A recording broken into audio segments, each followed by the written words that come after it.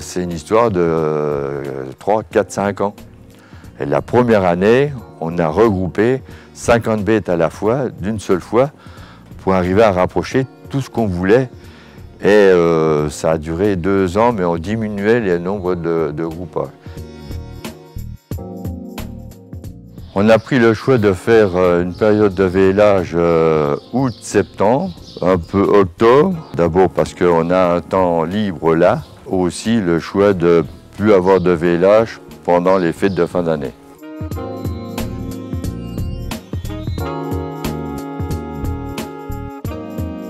Pour mon premier intérêt, c'est notre intérêt personnel de vie, de famille. On est quand même hors les périodes de vélage.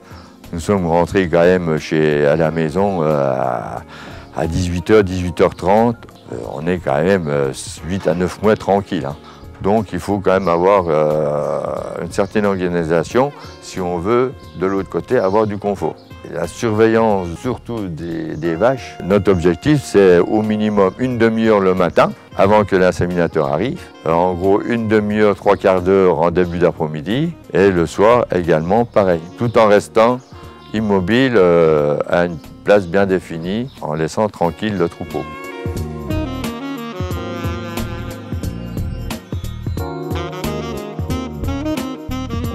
L'année dernière, nous avons vendu 50 broutards d'une seule fois. Et là, on arrive à avoir des prix qui sont très bien. Et celui qui reçoit nos animaux sont très contents parce qu'on vend des animaux sevrés. On s'est aperçu qu'on a un meilleur résultat d'avoir un seul gros troupeau. Parce que quand vous en avez une qui se trouve en chaleur, il y en arrive 2, il y en arrive 3. Le gros intérêt de faire véler un temps relativement court, le temps de surveillance des vélages se retrouve quand même relativement court. Nous ne sommes pas équipés en caméra.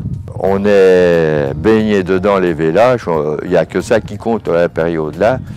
Et on s'est donné un objectif qu'on arrive à atteindre très facilement.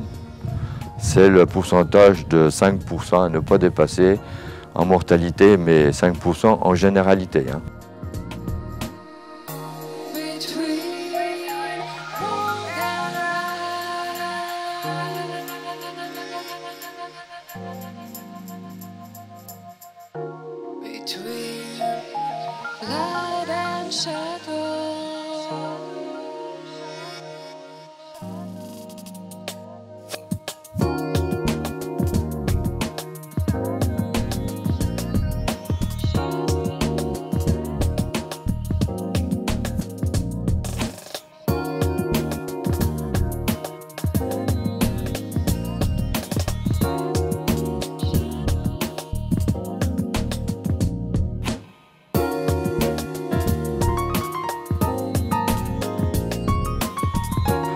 Je ne reviendrai pas en arrière parce que c'est quand même au départ, il ne faut pas oublier l'aspect coût quand même, mais par rapport à ça, vous avez quand même devant vous un éleveur qui est heureux, qui arrive à avoir des marchés qui sont corrects, qu'on présente des lots homogènes, comme vous pouvez voir derrière moi.